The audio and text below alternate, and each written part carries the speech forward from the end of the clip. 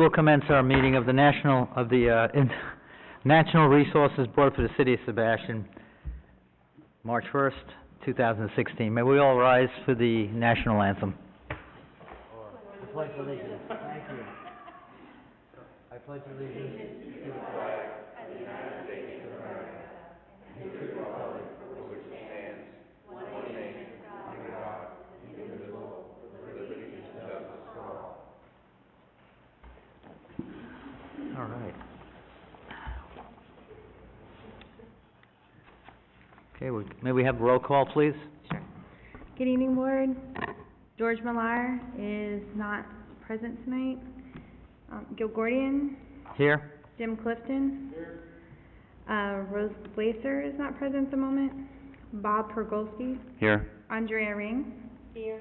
Vicky Tunker. Here. And Mr. Kirthi Waragoda, he is not going to be here this evening as well via email. Okay, do we have approvals of the minutes of our last session?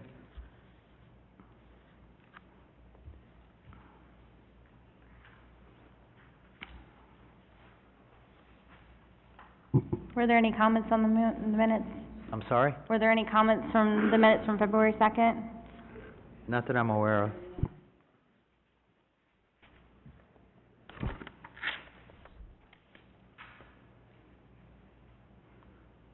Unfinished business, I guess we can go on to that. Or we need to approve the minutes? I wasn't here, so I'm not gonna I can't validate the minutes. I'm not sure who was here that can move to accept the minutes, or if that's needed, Michelle, if there are no additions.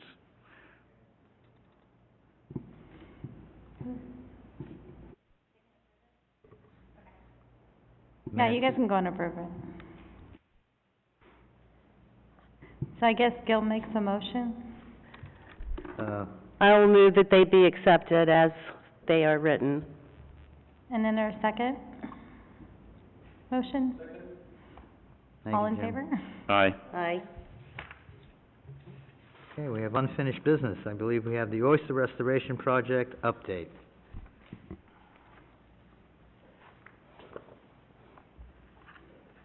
And where do we stand as far as that? Vice Chair, do you want me to give you an update? I'd love to, yeah. From Love the to staff hear it. standpoint? Just want to highlight again Frank Watanabe, the city engineer. After our last meeting we've had, we actually had a meeting with the agencies. That was both the St. John's River Water Management District and the Army Corps. Under St. John's, Christian Homburg, and under the Army Corps was Tammy DeBoo. In addition was myself and Michelle Stromberg from city staff, and as well George Millar from the commission. It was a good meeting. It was giving us more direction in terms of what was needed in the, you could say, the draft submittal. What Michelle submitted prior to that meeting was through email, was submitted to St. John's, a draft. Typically now St. John's likes to see like a pre-application before they start the clock. We had that meeting just to go over it was just some minor tweaking on some of the graphics, some of the documents, some of the descriptions. Army Corps had some additional comments. They were all good comments. Some of them were kind of like contradictory to past comments. A good example was where Fish and Wildlife had told us that they wanted a 3-foot gap between these bags. Army Corps now says the rule is 5 foot. Things change. But overall, we took care of all the comments. And then last week I resubmitted online through St. John's River Water Management District the actual permit. In addition to that, I sent to Tammy DeBoo her required information, as well as a spreadsheet that she sent us that had pretty much a length of items that she wanted us to respond back to, which we did. And as of right now, I believe that the Army Corps has all their information. They're moving forward. And I know for sure St. John's had confirmed receipt, and that permit application has started. The 30-day review period has started with St. John's. So hopefully within 30 days, either we'll get hopefully a no RAI and we get a good news of a permit. And that's what we said. Thank you. Any other discussions on the oyster mats? I didn't know if the Eagle Scout representative, the Eagle Scout person had any comments or not. Did you want to make any comments regarding it? We have your project timeline, but I didn't know if you wanted to provide us any more information.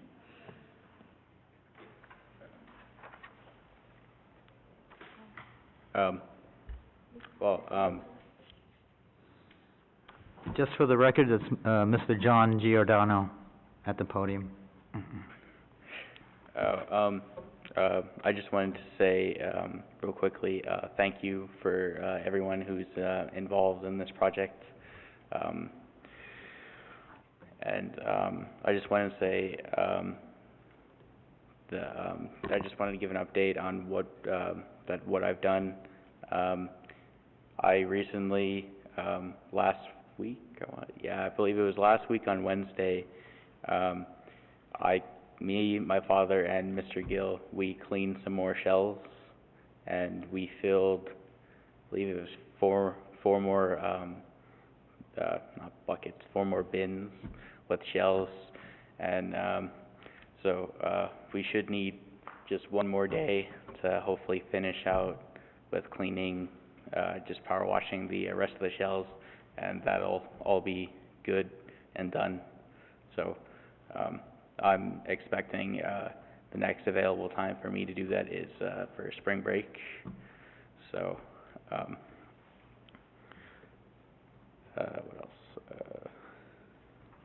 else? And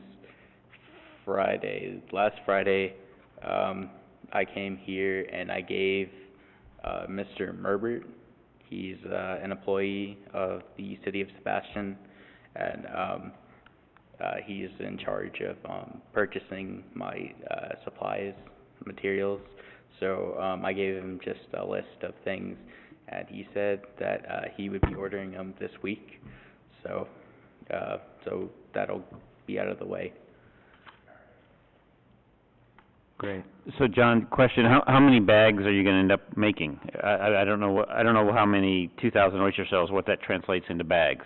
Okay, so, we're planning on making 80 bags. Okay. Thanks. You're welcome. Is there an estimated time for delivery? And I'm not sure if we do get approval from the board, to be able to make the time frame for spring, to place these Well, bags in. the exact date that I'm hoping to actually plant them was on Earth Day, so we're, just trying to, see if that's possible. Okay, thanks, John.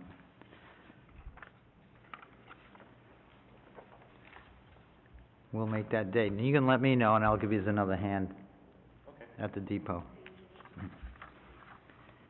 All right. Do we have an update on the champion tree, or is there any other discussion on the oyster mats? I was or just bed? wondering if Mr. Watanabe had any idea if April 23rd is a realistic target date. It's hard to say. I would help by, contacting the St. John's River Water Management District and see where they are with the review process. We did submit it last week, so we are within that time frame. Okay.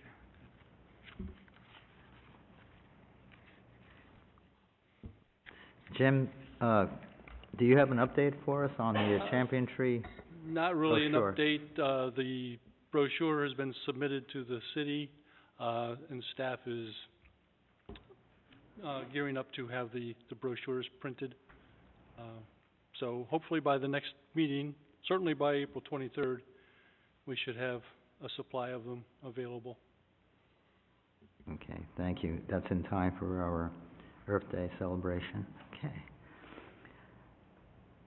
How about, do we have an update on our Earth Day? We And I know do. Rose has been diligently working on that. First of all, sorry I was late. As of today, we have 30 vendors. I updated the list last night, but today, PIPS, Pelican Island Preservation Society, and Friends of the St. Sebastian River, and Door Delights, a vendor here in town, have joined in. So we're up to 30 vendors, and 6 of them are food vendors. The 6th one that has joined does breakfast foods. She does crepes and omelets and that kind of thing, so that might be a nice addition to all of us being there early in the morning.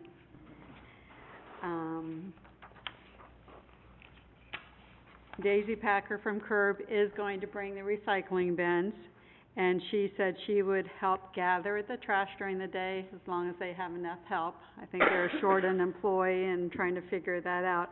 But she said she would be happy to help gather it and get it to the dumpster. So that's taken care of.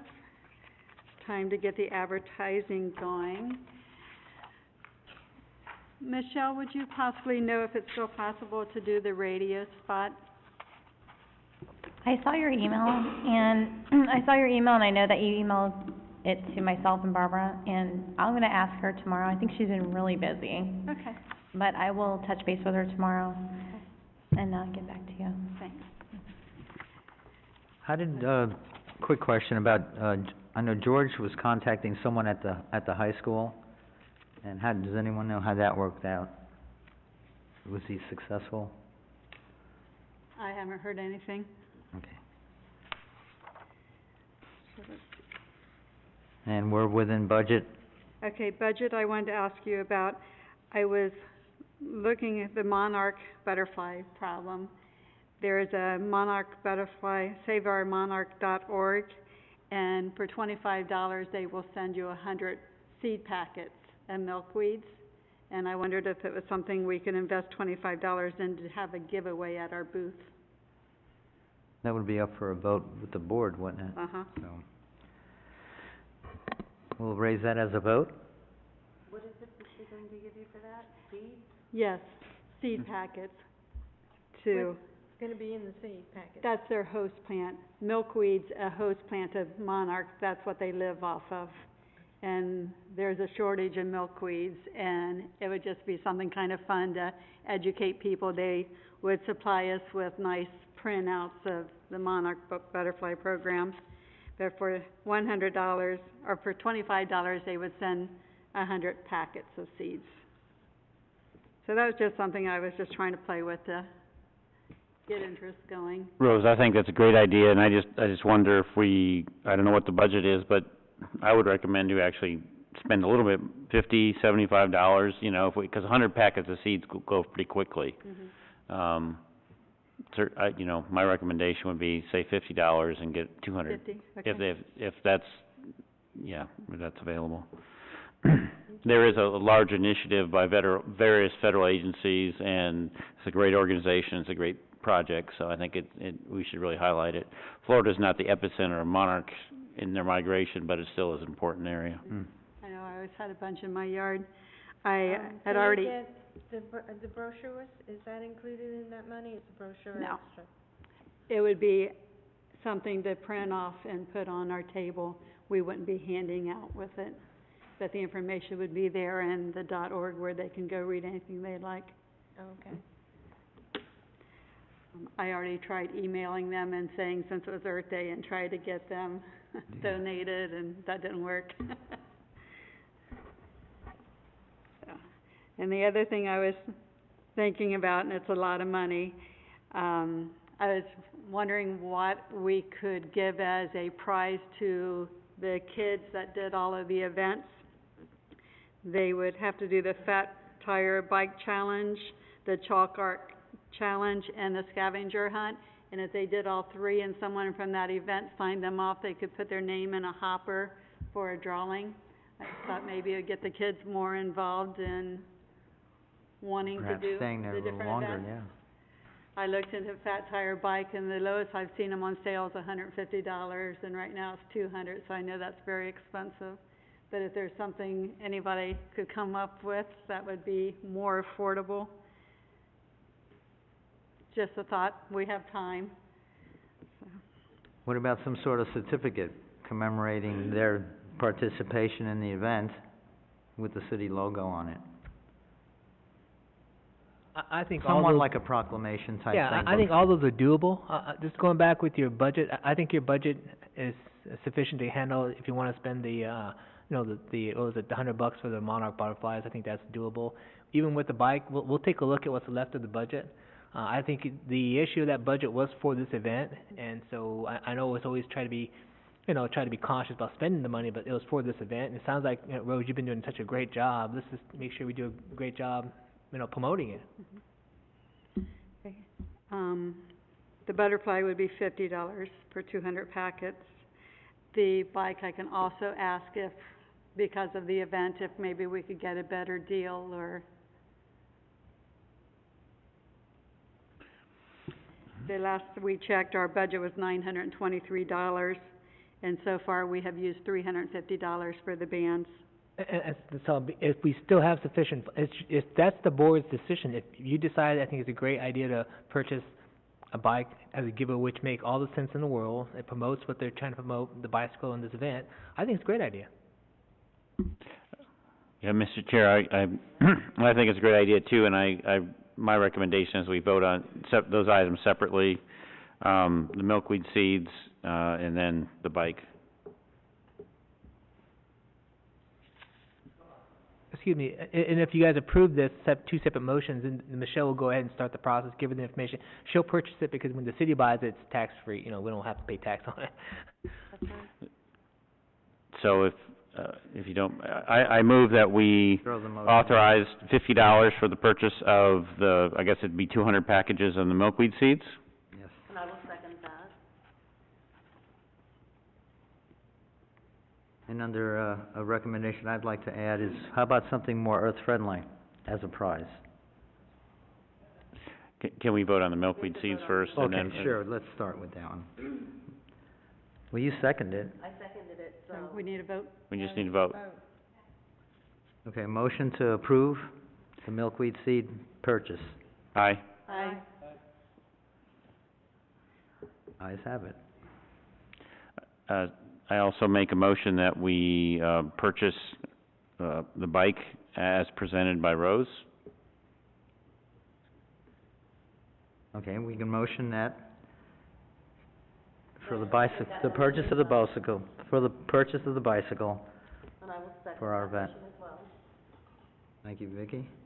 And with discussion with that, you say more earth-friendly, that is getting kids outdoors and doing earthly things and not in front of a computer, so that would be my argument to that, is it is getting them outdoors, and that's what we want. Okay, having said that, I guess we can move on to the next one. We need a vote. I'm We need to sorry? vote on the bike. Oh, I thought we did. No, we had a discussion, but Okay, let us have a motion to approve the purchase of the bicycle. aye. Aye. Aye. Aye. Yeah. Ayes have it. And then, I don't know if you noticed my vendors. I talked to the gentleman with the bees, Indian River Bee Company, and he's gonna bring a bee box along with him so he can have a little bit more demonstration instead of just selling the bees, which is gonna be nice. Let's Talk About It is added to our stage, and they're going to do a presentation of the winners around 1:30-ish between the bands. And then, I believe last month I already had the youth, they're also going to do their winners of the presentation of their art contest awards on the stage. So we still have time on the stage in the morning from 8:30 to 10:30. It's still open, so if somebody from the high school could come, the field drums or whatever it might be, there's definitely room in the morning yet. Okay. So, Mr. Chair, did you want to talk about other we do have a little bit left then in the budget. By calculations, that would be $600. Budget's $923.47. So that leaves a balance of approximately $323. So I didn't know if there were other items that you would want to consider purchasing as handouts. You made the recommendation, so I didn't know what your ideas were. Well, I was scheduling the list of events. Is that incorporated in No, our spending? but that's gonna be minor, a few posters printed up. Question, am I allowed to list the names on the flyers that we do for publication? Or do I have to wait to put the vendors' names in the park that day? These are the sponsors you're talking about? Not sponsors, vendors that are attending. I think that's fine, as long as it's confirmed that they're gonna be Okay. I have one question on the, Champion Tree. Does that come out of this budget also? Yes, it does. Does, okay. And we don't have a cost for that printing of those brochures yet. Do you? No, I'm gonna talk to Barbara about that too tomorrow and see how much it will cost. That's what I was gonna do. So I know you and I were saying that we wanna look at least like 500 brochures. I feel 500's Okay, a reasonable number, yeah. okay. I'll get that number for you guys. So, before we spend it all tonight, Right. Sure. I think we should, That's fine. That'd be a wise idea. Does anyone else have suggestions on who else could come to the event, or anything else we could do to draw people? I will still try to contact the Green Club. I mean, they participated in the past 4 years and just have not been able to get through to that particular person who's their coordinator. But I'll make a point before Friday to touch base with the school.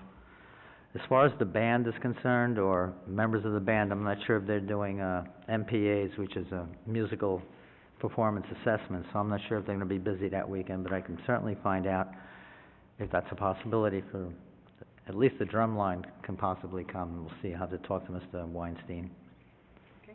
He's the director. Okay. Okay, that's all I have. All right, now our next agenda would be, I believe we have public input. Anyone from the public? Please step up. Okay, thank you. Cold, yeah.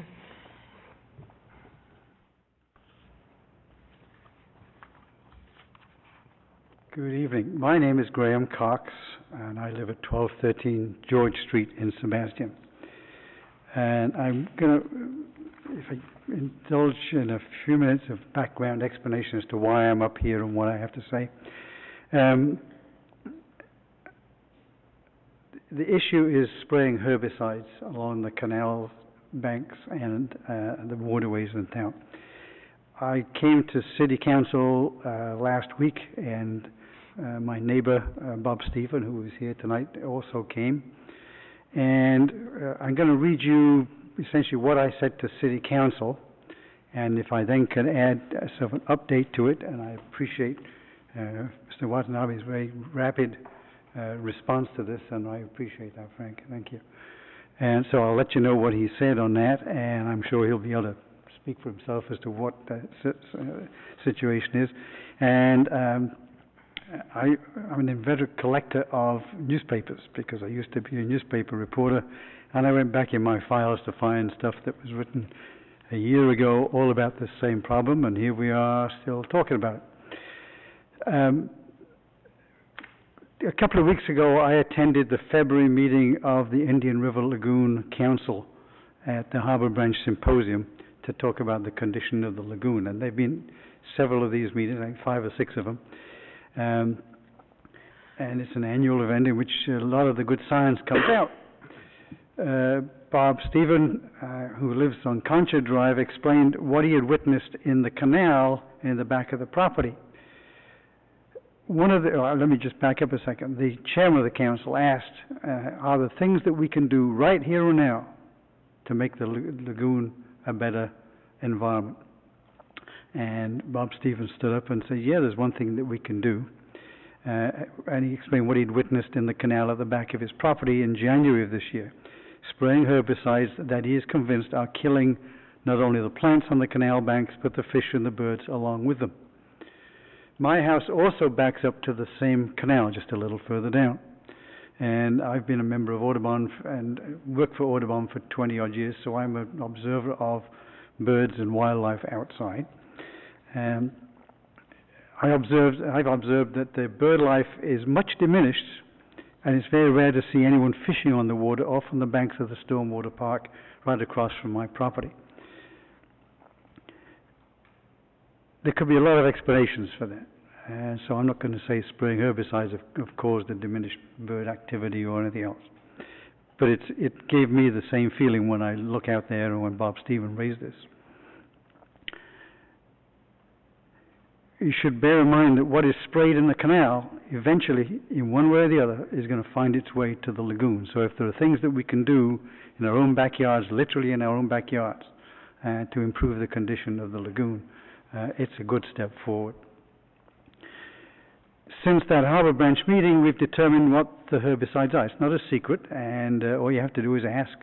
The main one on the list at that time is Roundup Custom. Roundup Custom and Roundup has been being used all over the world since 1970, on the argument that it is quite safe and it soon dissipates in the environment.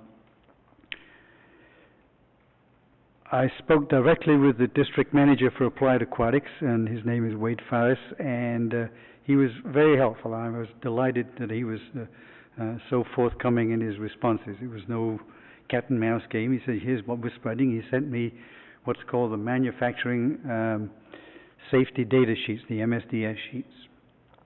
And we look at those, and you see what's in there. There's not just the Roundup, but those 3 other chemicals that they had on their list, and they all get mixed in together and they get sprayed.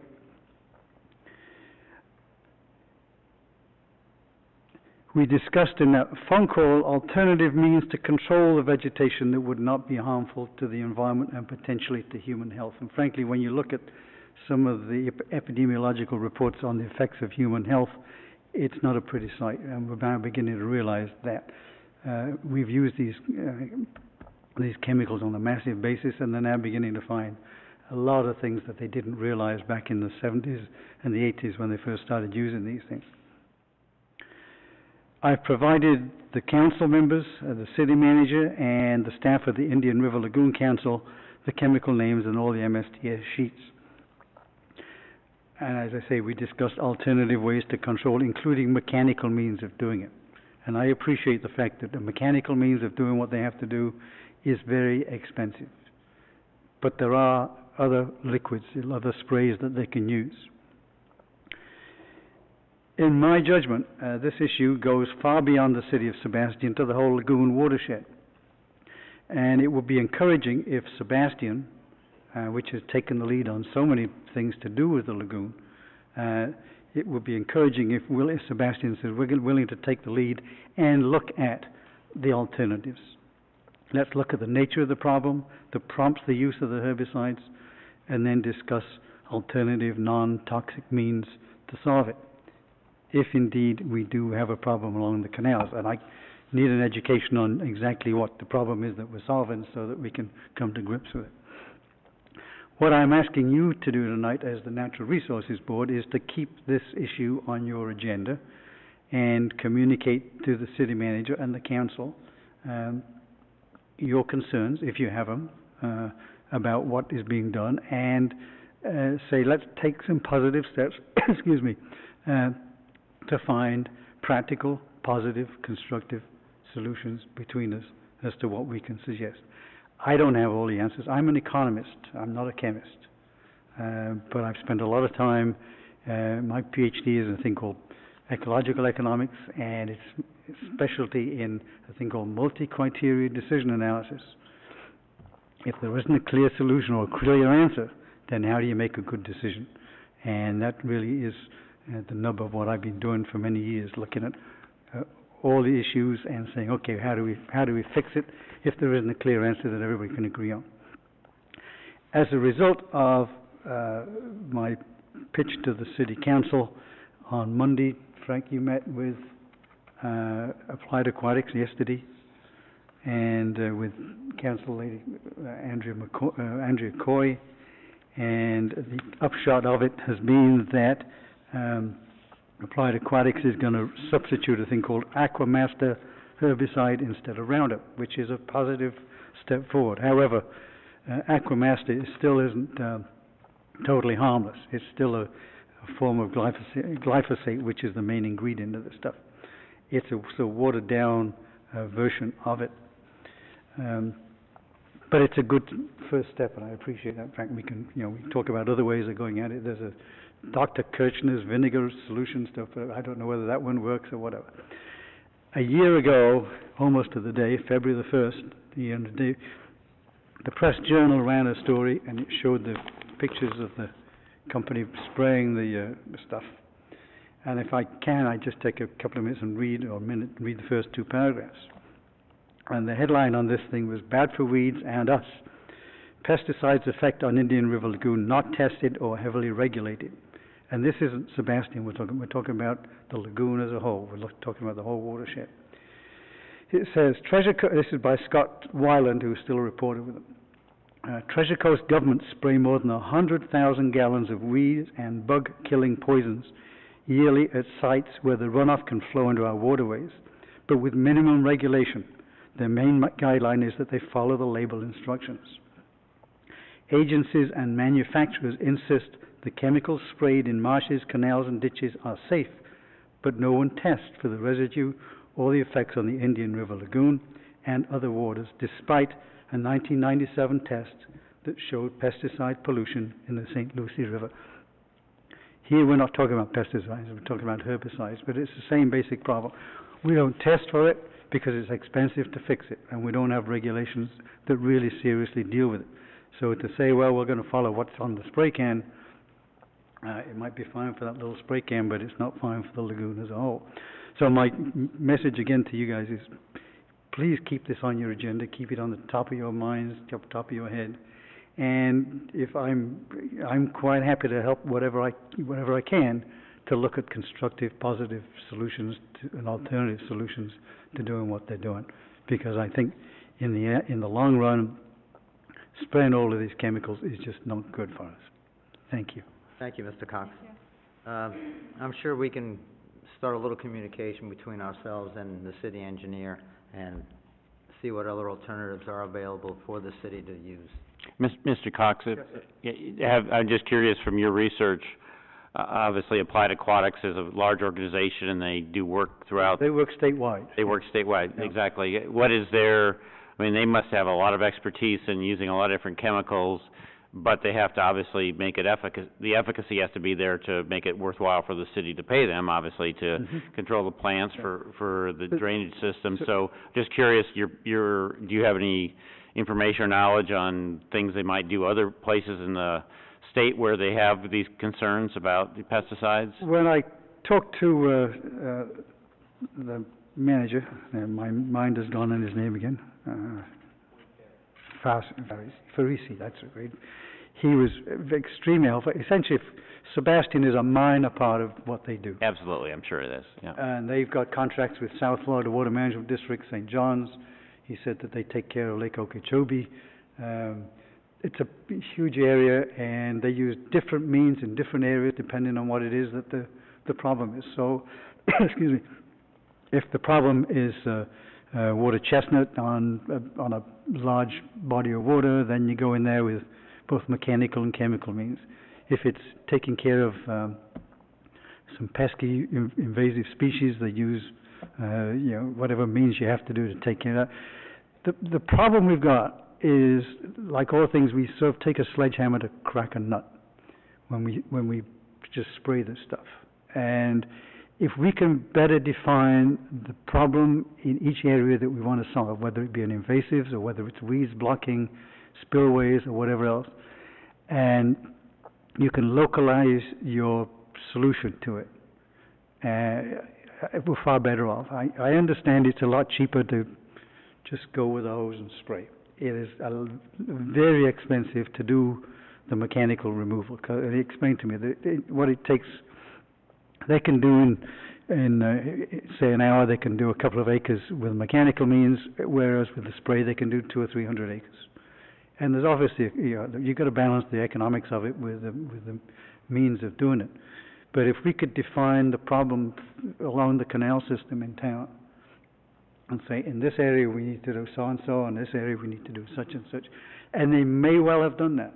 And I don't know enough about the history of it, but I have a suspicion that we could do it again and look and see what's available. We know better now than we used to what we need.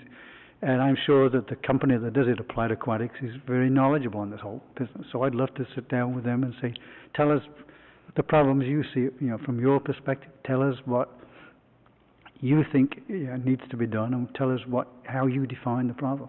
We may define the problem differently. They have a contract with South Florida Water Management to do huge chunks of territory. God knows what they use, but they go through a lot of liquid to spray it. Bob Stephen can speak for himself on this, but he asked the fellow who's doing the application when he saw him in January, you know, where's your MSDS sheet? And why aren't you wearing protective gear? And he said, what's an MSDS sheet?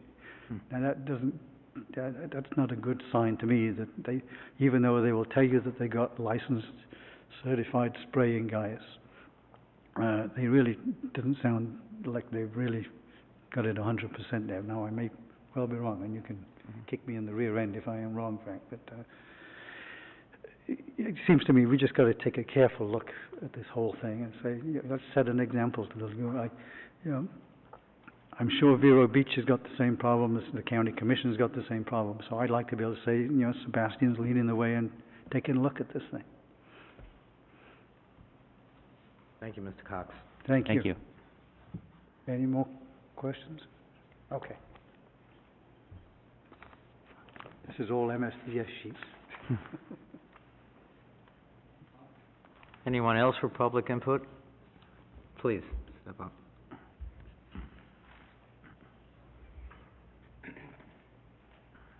Hi, thanks for hearing me. My name is Bob Stephen. I live at 150 Concha. I have been aware of this waterway since I moved here about 4 or 5 months ago. By the way, we have little bitty fish out there this morning. First we've had in seven weeks. If applied aquatics comes by tomorrow or the next day, they'll be dead, along with the half-inch of grass that's up there now. And there's no restriction of waterway in front of my house, and I can see a large area, and you all are welcome to come to my house anytime. And if my garage door is open, come on in, and come on down front, and I'll make you a cup of coffee, and we can sit there and look at what wildlife is there before applied aquatic shows up, and then come back 24 and 36 hours afterwards, and you'll see what it smells like, what it looks like, and what is not there. And if you have any respiratory problems, come on by when they're spraying, and you'll experience that too. I'm going to say I was really excited the other day. You know, I've been working on this with a lot of people. The chairman of the Indian River Lagoon Council is so adamant about doing this, and he said that there's money right now. There's short-term and long-term money available right now, and he's adamant about us doing something now. Now, we can't touch the septic system today. We can't go after Big Sugar. But we can do one thing, that is stop putting poisons in our water. And what an ideal time to shine if Sebastian could offer clean, fresh water for the birds and the animals in our lagoon. Because they're not getting it out there, are they? That's a problem out there. We can't touch that maybe right at the moment, but we can do a pilot program on the 2 big canals that meet in front of my house, possibly. And I'm willing to put in a lot of effort and get other volunteers. I've talked with a lot of people. If we can get the ball rolling, I think we could do it.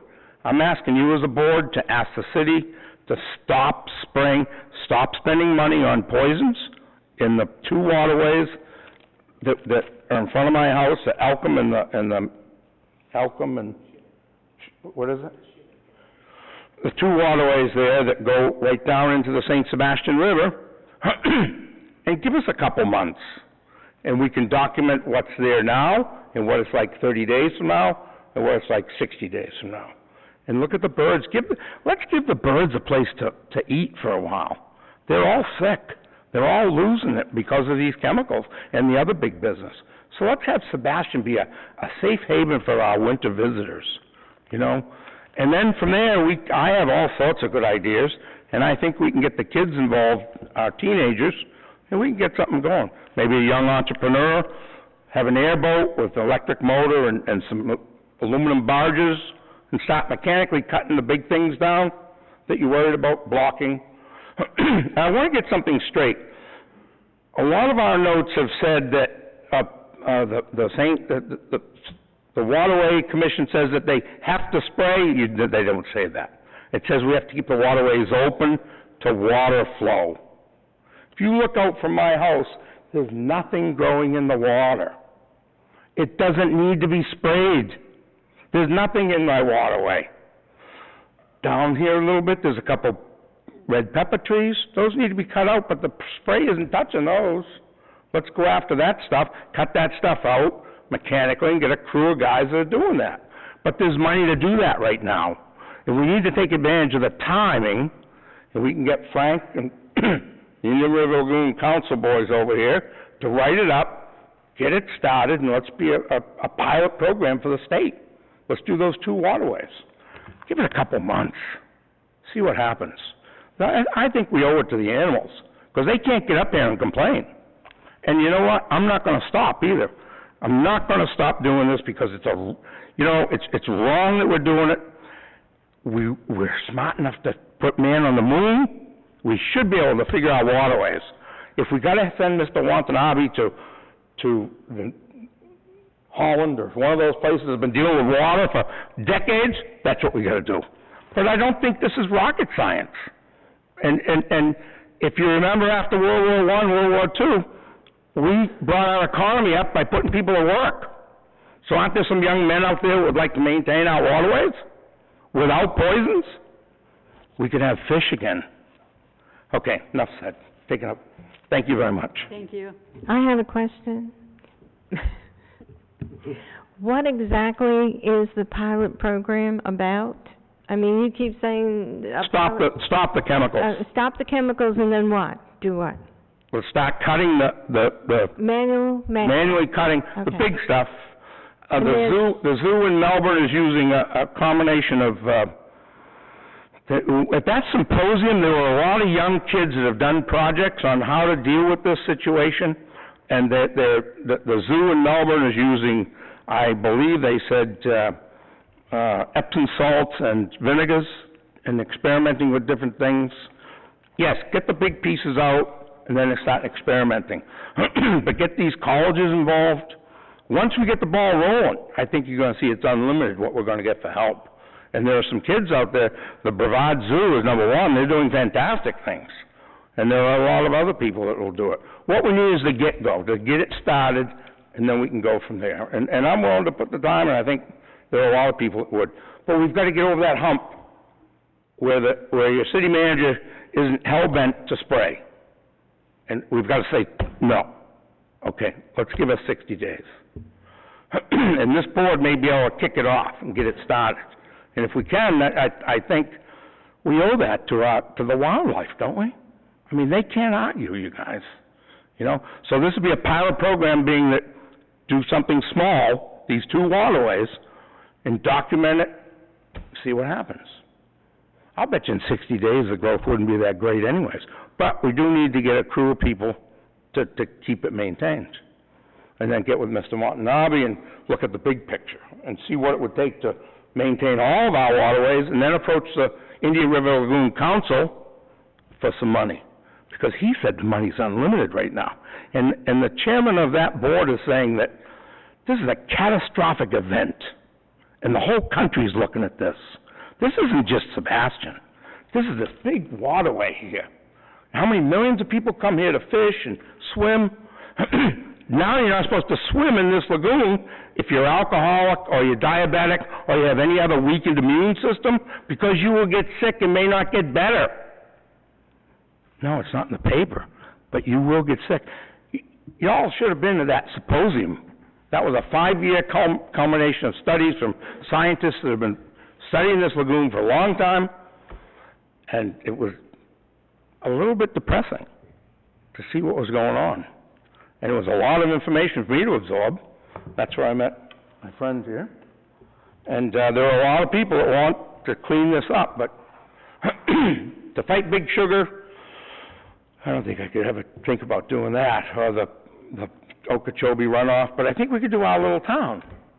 And I think there are a lot of us out there that if we tell them we're going to do it, I think we get some more volunteers. I think we get some money too. But right now, Indian River Lagoon Council says there's money. Please, municipalities, stop using these poisons. Mr. Stevens, did you, not to cut you short, did you present this to City Council already? Yes, they wouldn't answer me. No answer.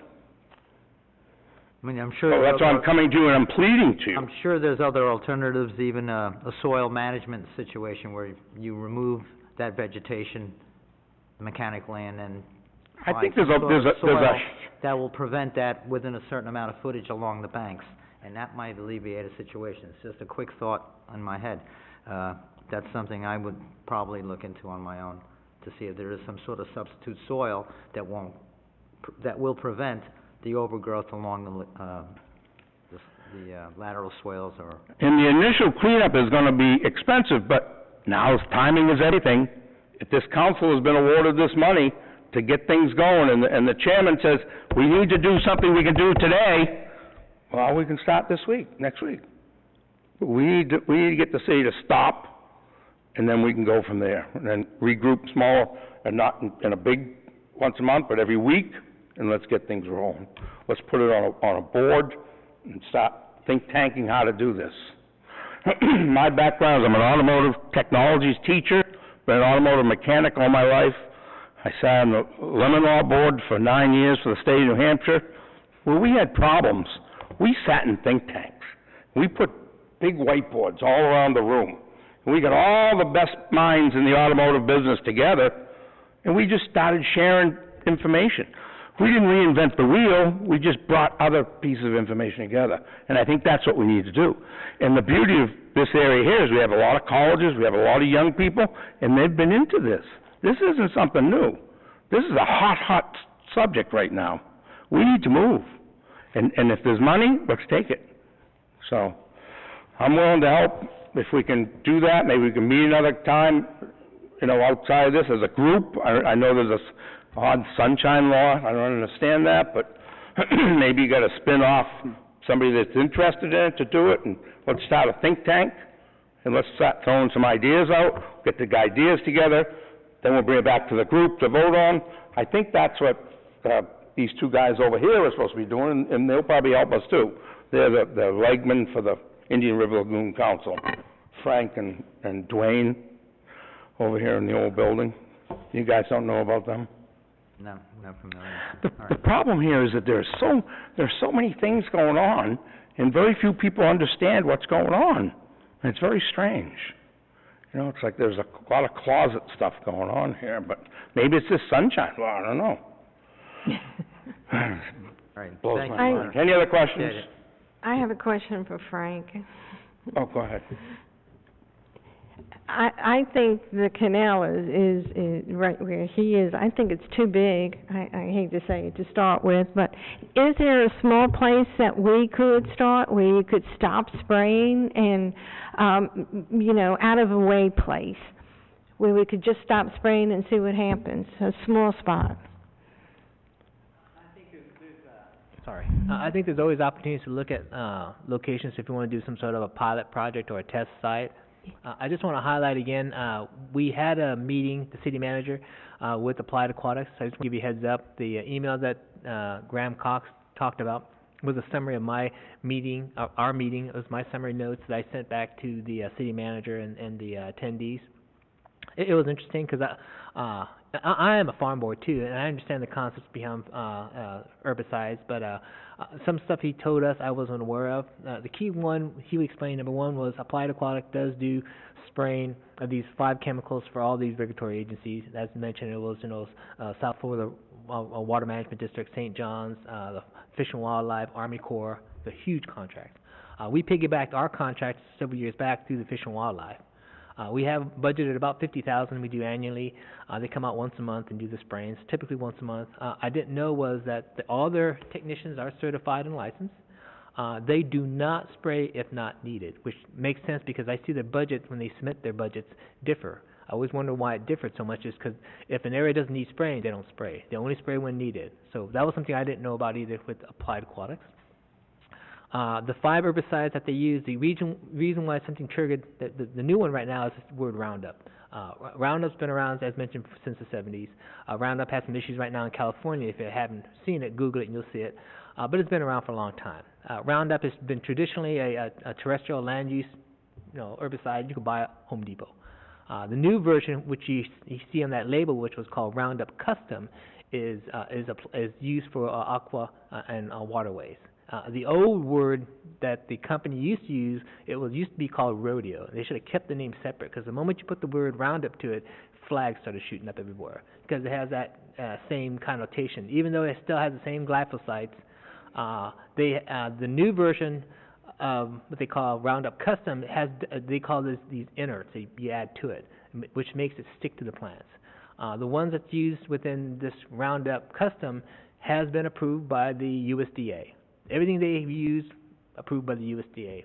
And we're in that process of trying to investigate more into that process. But all those chemicals are approved by the USDA. Because of the discussion we had, and because of the sensitivity, Wade from Applied Aquatics says we'll switch out Roundup Custom to Aquamaster, which is, I think, a lesser diluted version. I'm not the herbicide expert, but he said he'll be happy to do so. There is a slight cost, but he said he'd be happy to do so, and that's what we're going to start doing now, is looking at that difference in terms of a different herbicide. And that's what the meeting ended up with, basically just saying that we're looking at these different options. Give us some information regarding this USDA, verification of these 5 chemicals, but if these major regulatory agencies, we're talking about, major regulatory, like St. John's River Water, they cover the entire St. John's River. So ours is a little speck compared to their, or the South Florida Water Management District that covers all down South Florida, including the Lake Okeechobee, or U.S. Army Corps, which covers the entire lagoon limitations. Those are huge contracts that they have. So I'm assuming, based on that, they have to have their ducks in a row in terms of certifications, license. But again, there's always people who are sometimes untrained, people who are not maybe new on the job. That happens. I can't vouch for that. All I could say was the meeting we had with Mr. Wade, he was very open about it. He gave us all the stuff.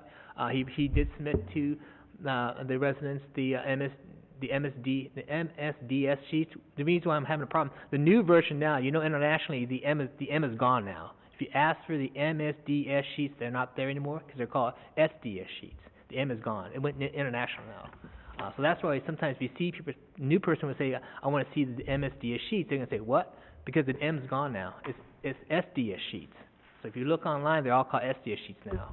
So that's a new trend that's gone international. And that's supposed to kick in, I think, by the end of this year. The M is completely gone, and the new sheets are a lot more friendly and easier to use. I know that because of the chemicals in public works we use all the time. And that's just to give you a little update on the meeting we had. To answer your question, I think there's always opportunities to do pilot projects. Can we have a list next board meeting of places where we can start? I think that requires a council direction. See, I think you as a board or a commission could, promote and suggest, but, we as staff have to follow the directions given to us through our city manager, through our council. And the direction right now is the applied quality process we're doing right now. It's effective, and it does what it does within a cost-effective way of doing it. He is correct. Mechanical ways are doable, but it'll be a tremendous cost. It'll all be labor-intensive because there's no way to get heavy equipment back in those canalways. There's physically no way. It'll all be manual labor. Can you go ask the council? Again, I'm not really sure what I'm going to ask. You know what I'm saying? We would like a spot where we can start not spraying.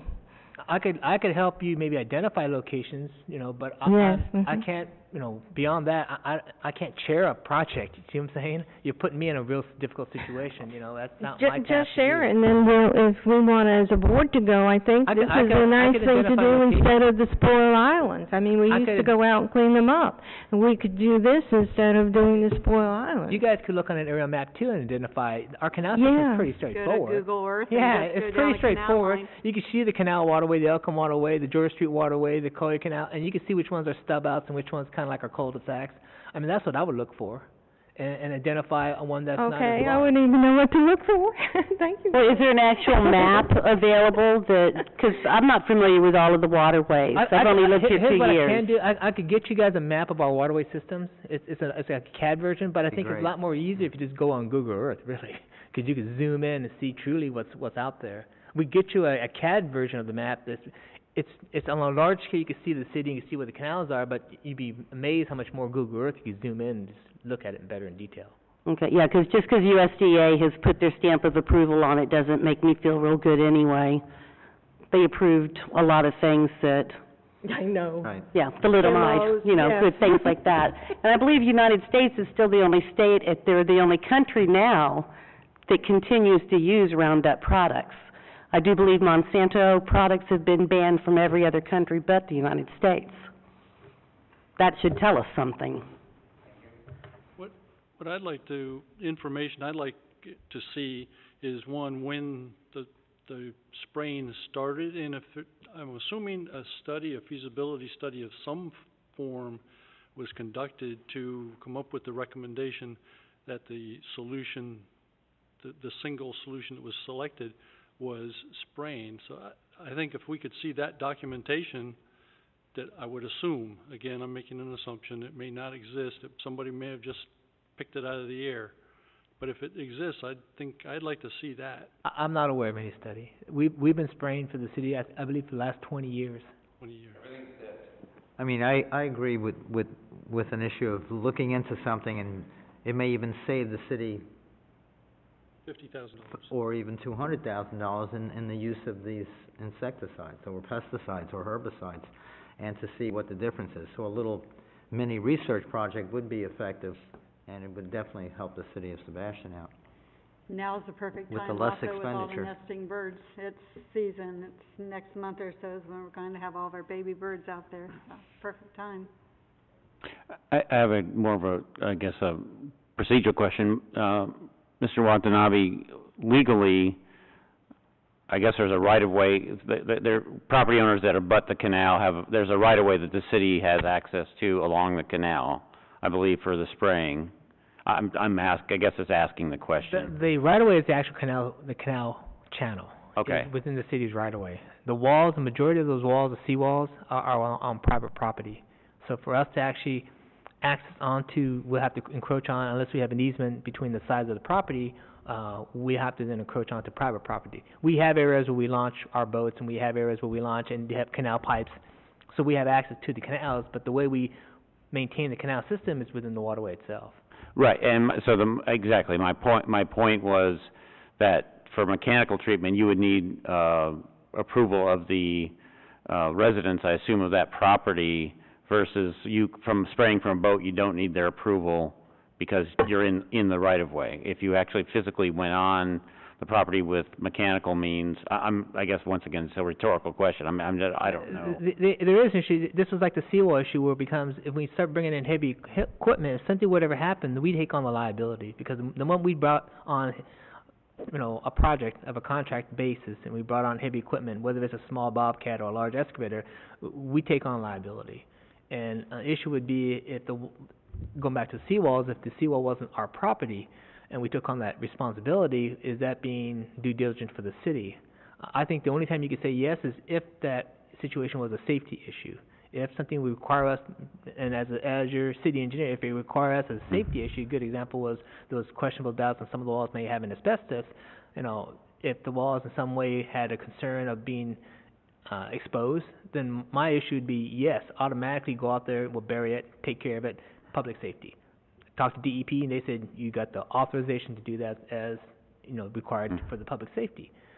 Beyond that, on these issues regarding the vegetation, I understand the sensitivity. I understand the better ways. We should always do better ways, but there's a cost associated with everything. And when you balance it out, I think the issue regarding a pilot project is something I think you guys should be looking at maybe, and identify maybe something that you want to move forward with. And I think I'd like to work with you and the community, but I think it's something that the commission has to take a lead on. As the spokesperson mentioned, they went to city council, and there wasn't much direction given in terms of which way to go. So that way, I'm telling you right now, if the council is not looking at it right now, it's something that you may have to then present back to council. I can't speak for you guys. I'm just throwing it out there. Mr. Cox we have another question by him. If I could just make a suggestion. I live right across the canal on George Street from the Stormwater Park.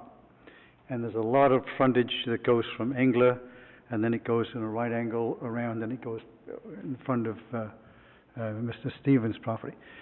There is public access all along that Stormwater Park, so that you don't have to go and ask people, can I come and take a look at whatever. And it might be a useful place to start and say, we can treat this area and see what happens, and we can leave this alone and see what happens, and we can treat this area a little different. It's just a suggestion as a place to start, rather than worrying about getting access, city access to private property. I have 2 lots with the solid wall, and we have the solid wall there because the whole thing was crumbling when we bought the house, and so we had to replace the walls. On either side of us are 2 lots with everything overgrown. It's all Brazilian pepper, grows right over into the canal. There's nothing that gets sprayed that deals with anything like that, and yet they will go down the stormwater park side, and they will merrily spray all the stuff, but what's blocking flow in the canal is nothing coming from the stormwater park. It's coming from the overgrowth of all of these vacant lots where the Brazilian pepper has just gone berserk. Thanks, Mike. Thank you.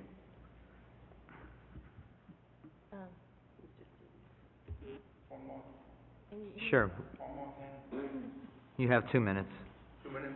Good, that's all I need. I got too many things in my mind for that. But I'd like to rebut some of the things that were said.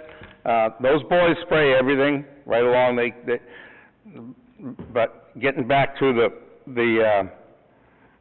I lost my train of thought on that one. But we need to move on this. If we stall on this, we wait months and months, we're going to lose out on it. We need to stop. I don't know why we're dragging our feet on this. I have no idea what the motivation is to poison all this stuff. And if you please come to my house and sit out there, you'll better understand what's going on in the canals. And I think we can deal with just those 2 canals. And you say, well, we'll do one section. Has anybody got water? Does anybody raise fish?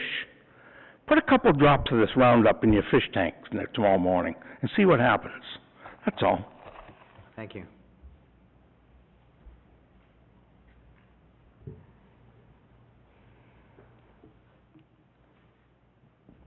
Is there anything we can do, really? Can we ask them not to spray one spot? The citizens can start putting up a sign saying, please do not spray. Yes, you can do that. You can do that, yes. I do want to highlight, though, I think there's always opportunities to projects and grant funds, but to highlight, look at the difficulty we had just to do a little simple oyster project. It took us almost a year just to get the permit. We thought it was supposed to be easy to get. Sometimes people may say it's easy to get until you do it. That process of, this will require permits and applications, same thing as we went through. Sometimes it may be easy, but sometimes it may not be. And it puts a lot of burden on staff and other people as well. I'm just giving you the facts. You guys all went through this process of the oyster bag, oyster mat, oyster bag, and look where we are now still trying to get a permit, which we thought would be easy as, and it didn't. Sometimes it may seem easy, but it may not be. I'm just knowing from the regulatory agencies there could be millions of dollars, but the application, the permitting, the process to get it is sometimes more of a challenge. I can't see where this is going to need permitting or any asking, just stop spraying a certain area, and maybe we can put a sign out and... Excuse me, if you stop spraying, you still have to maintain conveyance of water, then you have to do labor intense. It'll be in front of his house and he'll maintain it. You don't understand, the regulatory agency will mandate us to maintain it. I don't think so. Then it would be required, yes it will. Yes it will. We're all under a mandate, on those canal systems, we're there only for the regulatory agency. We have to move water, right? It has to be manually maintained. It's wide open right now. There's no reason to spray out there today, tomorrow, the next day. Please come to my house. And Let's get a boat. and how, and like he said, 1 or 2 months, how much overgrowth would occur in 1 or 2 months that we couldn't deal with? That'll give us the time to get some estimates on crews that'll come out here and maintain these. Again, I don't make the call shots. These are given to us through, council directions. We have budgets, we have programs, we have established.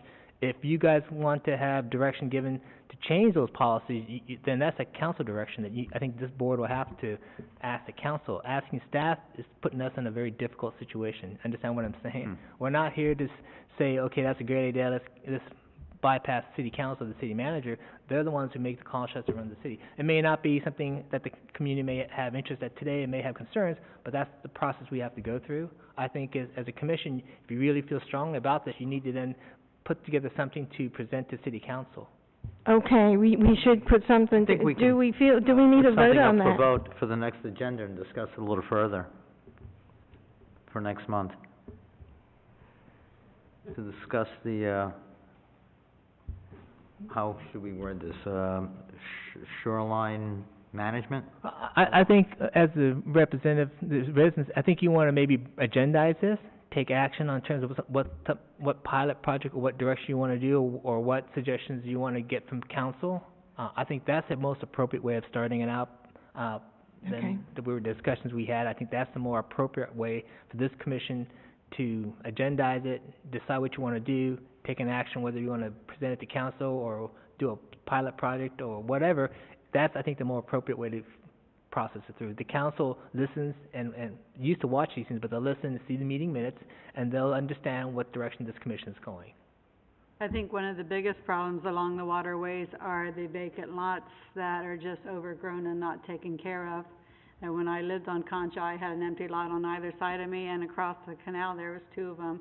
And I was constantly fighting with the peppers because all of that was always falling in my yard, and I kept it out of my yard. I went in the empty lots and cleaned, but they need to be responsible for cleaning up their lots and eradicating the pepper plants. Right, when we get to, Can we, items for the next agenda, we'll put that on the agenda. Okay, So we all need to do our so we'll homework. move on to the next one. It would be new business. Do we have anything for new business? Other, pepper plant business. Okay, we'll move on to the next one. Staff matters? No, we don't have any tonight. We have nothing on the staff matters. Okay, items for the next agenda, for next month. you recommend the items on? Member matters. I'm sorry, member matters, thank you. Mr. Chair, the only one I have is I did talk with, Bill Miller, who's the new project leader for the Pelican Island National Wildlife Refuge. He oversees Pelican Island, Archie Carr, Lake Wales Ridge, and, Everglades Headwaters National Wildlife Refuge, and I invited him to come to this board meeting at some point in the next couple of months and give us a presentation on basically all the refuge systems that he's dealing with, some of the issues, and he said he'd be happy to do that. I don't have a schedule yet, but, he said he's open to doing that. I figured we'd wait till after probably the Earth Day, all that stuff. His name is Bill Miller, and he will be at the Pelican Island Festival, of course, on March 12th, but, he said he'd be happy to come and just give an update on all the things that are going on in Pelican Island Refuge and the other refuges, in the area. And he oversees all of those. Thank you. Mhm. Okay. Nothing else under member matters? Okay, we'll go to, terms for the next agenda items. So we should call that as a pilot project for the Sebastian, if Michelle will Please? put that on for an agenda for next week, next month, I'm sorry. Okay. Thank you. What did you call it? Pilot what? Sebastian's Just pilot project? Okay. pilot project for Sebastian Waterway, or...